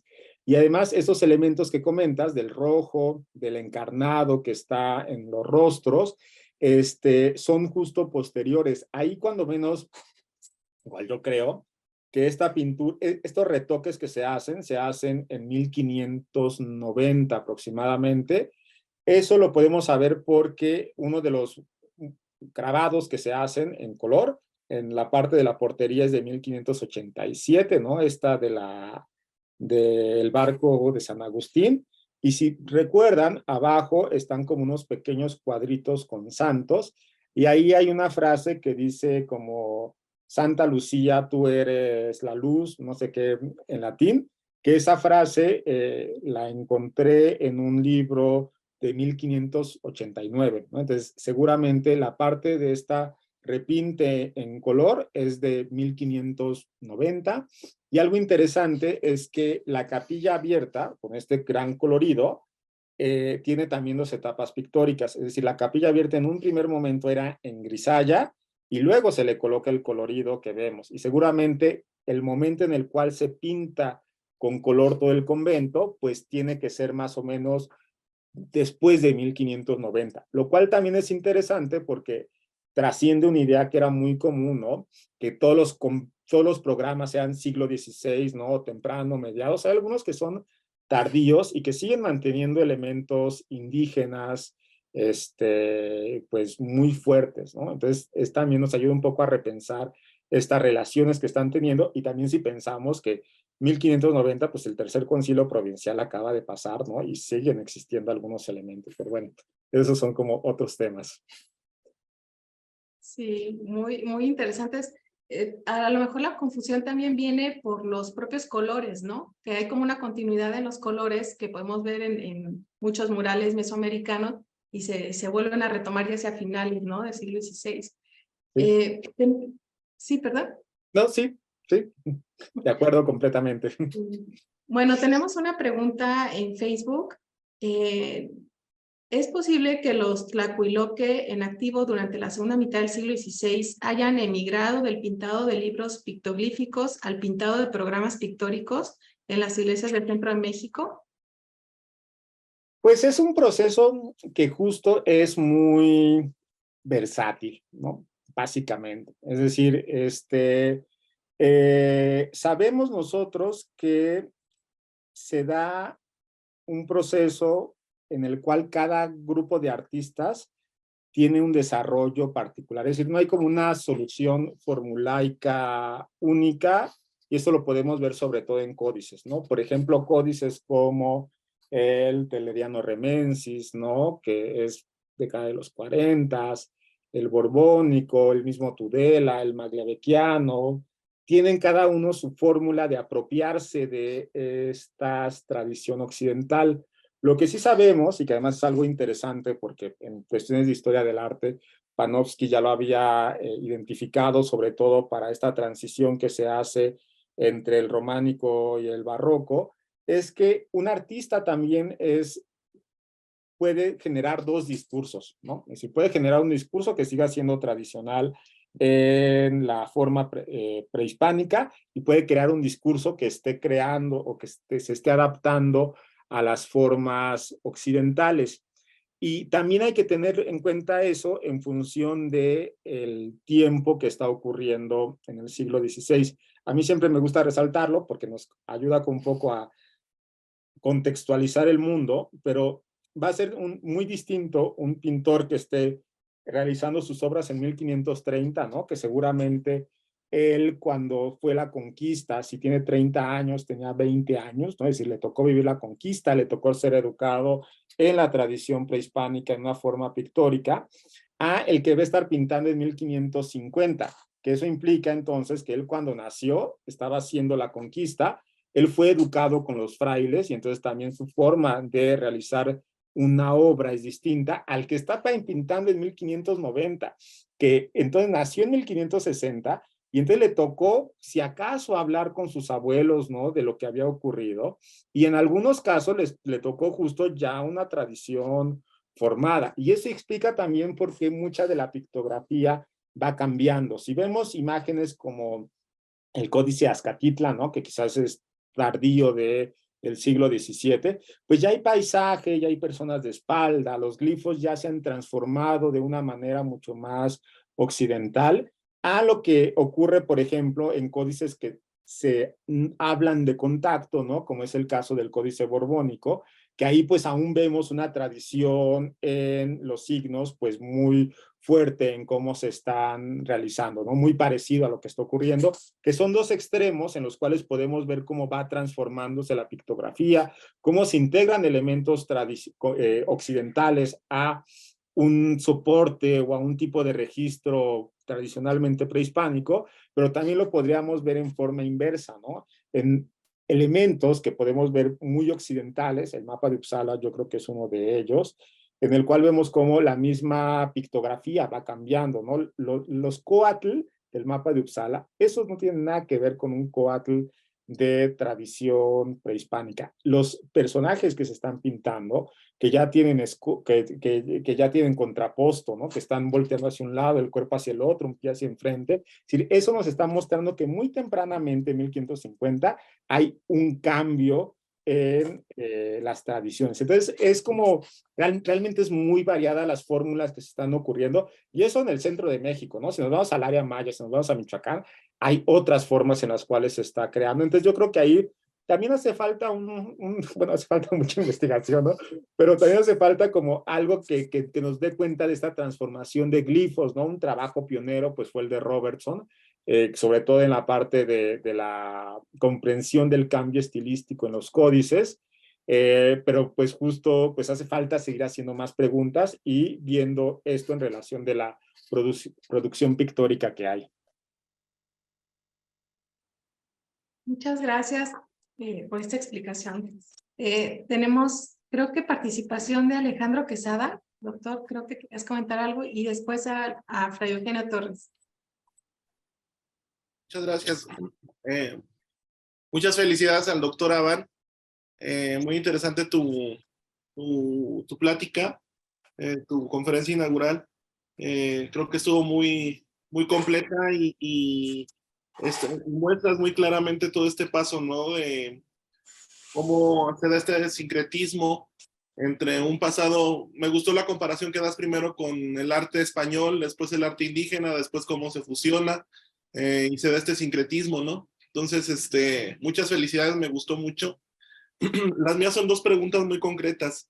No me quedó claro, no entendí bien cuál es la relación que existe en este mural, donde está la Virgen María en la Anunciación y que está el bulto. Me llamó mucho la atención eso del bulto del muerto atrás de ella. No comprendí, la verdad no entendí la relación. Sin embargo, pues me pareció interesante y por eso te quería preguntar. Y también preguntarte si, bueno, en la arquitectura existe un nombre concreto para, por lo menos en Tlaxcala, la región de Tlaxcala, Puebla, para el arte fusionado, ¿no? El arte sincrético entre el español y el indígena, que es esta forma de hacer, por ejemplo, el barroco indígena, ¿no? Como por ejemplo la Capilla del Rosario, etcétera, que es el arte tequitqui. Entonces quería preguntarte si también en cuestión de, pues, pictórica, ¿existe un término tal cual o se puede utilizar el mismo? Muchas gracias, felicidades. Muchísimas gracias, y sí, justo la parte de la anunciación no lo traté tanto, ¿no? Porque luego me tardo mucho en ese mural, entonces cuando llegué ahí ya me había dado cuenta que ya llevaba mucho tiempo, entonces lo pasé un poco rápido, pero justo es muy interesante. Si les interesa también hay un texto que eso el doctor Pablo Escarante lo trabajó un poco más, ¿no? Porque además son de los elementos que ya había identificado Constantino Reyes Valerio en sus trabajos sobre pintura mural, que identifica como elementos de la tradición prehispánica que se encuentran en la pintura mural. Entonces, la idea de eso es que básicamente un bulto mortuorio, lo que era un lugar donde donde se colocaban huesos, ¿no? O sea, uno cuando se moría, lo que hacía era que se le cortaban la parte de las coyunturas para que pudiera ser como compactado mejor, se amarraba, se iban como colocando capas y se iban colocando diversos objetos rituales, y estos solamente podían ser enterrados así ciertas personas, ¿no? No todos lo eran, muchos eran cremados realmente, por eso no tenemos tantos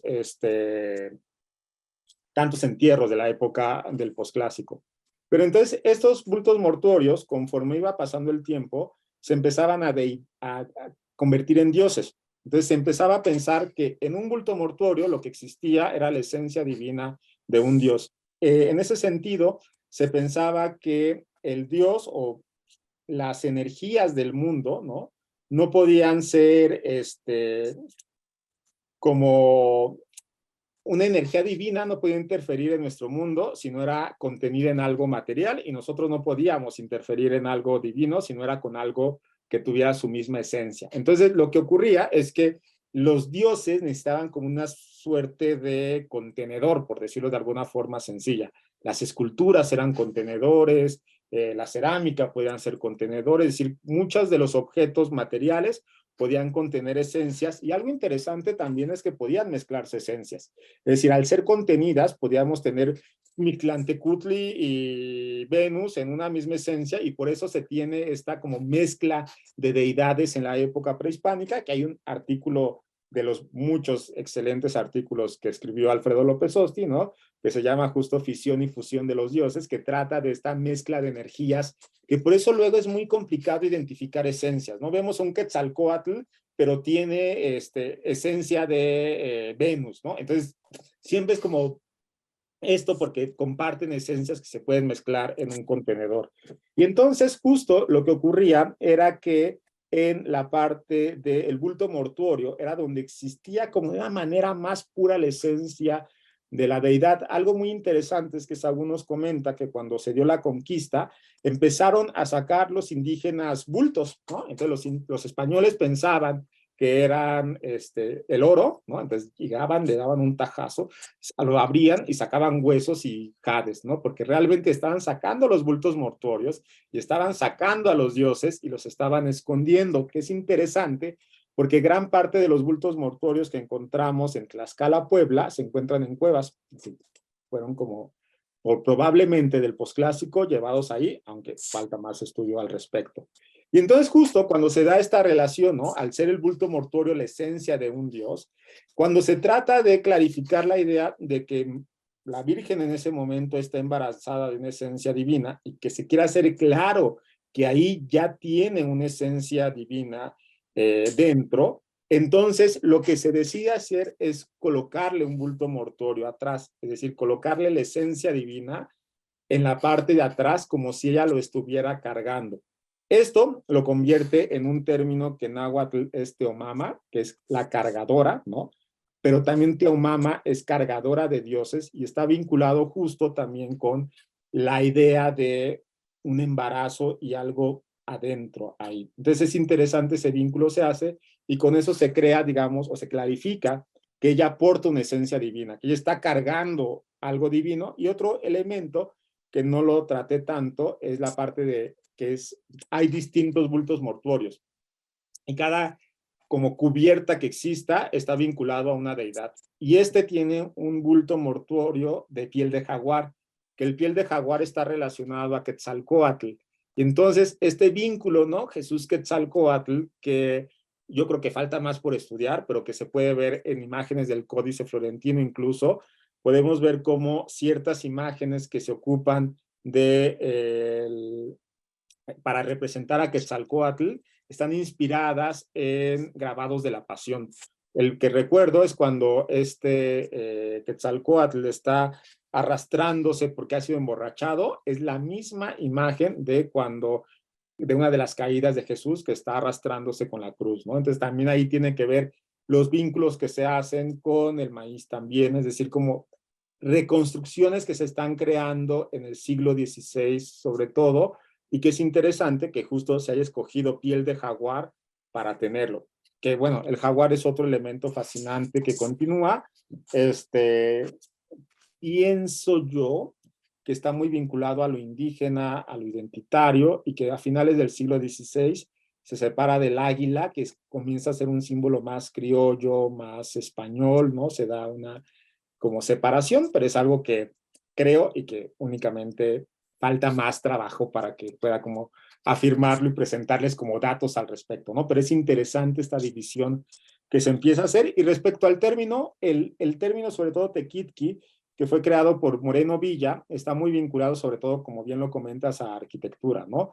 Él identifica cuando llega a México después de que es exiliado por el inicio de la dictadura de Francisco Franco. Llega a México José Moreno Villa, se pone a recorrer todos los conventos, identifica que hay algo parecido al europeo, pero que es distinto, ¿no? La forma de labrar la piedra, la iconografía que se ocupa, y entonces él justo ocupa el término tequitqui, tributario, porque en 1859, si bien recuerdo, justo en la Academia de Arte Española se había creado el término mudéjar. El término mudéjar, para cuando Moreno Villa lo ocupa, era muy reciente en cuestiones historiográficas.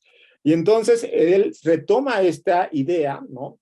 Y lo ocupa para hacer referencia a esta integración de esencias, que actualmente sabemos que el arte tequitqui trasciende lo tributario, ¿no? Es decir, no es únicamente algo que se entrega como tributo, sino hay una idea de pertenencia, de identidad, de búsqueda de poder, es decir, no es únicamente un arte tributario. Pero bueno, fue una buena identificación de elementos y para arquitectura y escultura sigue siendo muy utilizado.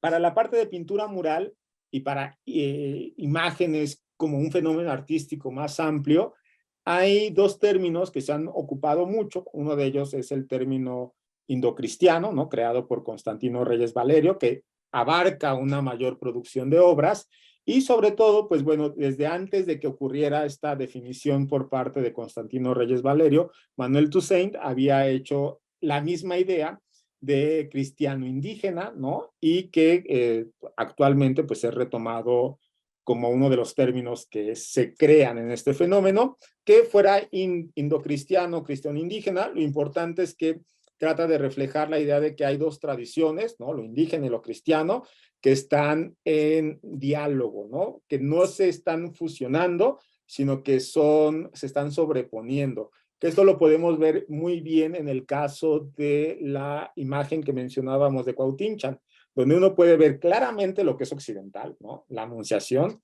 el jaguar y el águila que pertenecen a la tradición indígena y el bulto mortuorio atrás. Es decir, son imágenes que no se han fusionado, que no podrían ser imágenes mestizas, ¿no? Como de pronto también gusta llamarles, porque realmente nosotros podemos seccionar y ver, esto es indígena, esto es aquí, y vemos cómo se están sobreponiendo una sobre otra. Un caso que me gusta mucho, que no les traje aquí porque no es tanto el caso, pero de un convento franciscano, el de Cholula, en la anteportería, que justo está un paisaje y había un jaguar a cada uno de los lados y se ve claramente esa sobreposición. En algún momento el jaguar ya no es necesario colocarlo y se pone un venado. Es decir, se transforma el discurso que se está creando. Entonces, justo es interesante porque al ser sobreposiciones, pues también es susceptible a quitar, poner, cambiar, transformar. Muchas gracias. Al contrario. Gracias. Le doy la voz a Fray Eugenio Torres. Muchas gracias. De manera así rapidísima, fantástico lo de la imagen de el bulto, la pintura del bulto y la Virgen. Hay un paralelismo teológico con los padres de la iglesia, como María, trono de la sabiduría, como portadora, como cargadora. Es fantástico, eso, fantástico. Segundo, el doctor Aba mencionó ese desequilibrio numérico de la presencia de las tres órdenes en el altiplano central. Absolutamente cierto. ¿Pero por qué? Porque después, 2-3 años después de la llegada de los dominicos a la Nueva España, hay que enviar frailes a la Nueva Granada, después al Perú, donde fueron los primeros, la primera orden en llegar. Entonces hay una concentración de barcadas al sur, después viene la fundación de la provincia de Chiapas, etcétera. Y cosa que es una presencia muy temprana de los dominicos con respecto a franciscanos y agustinos en Sudamérica. Y no hay que perder de vista que todo está interconectado. Tercero, sobre todo pensando en los espacios públicos o semipúblicos de las doctrinas o parroquias, o casas, o vicarías, no hay que perder de vista la injerencia de los frailes en lo económico, en lo político y en lo judicial. ¿Cómo? Primero, los libros parroquiales. Por el Real Patronato hay una comunicación por el Real Patronato entre los doctrineros, el alcalde y los encomenderos, dependiendo si es encomienda o un pueblo de la Real Corona. Hay un cotejo de nacimientos y de matrimonios. Esto es importantísimo.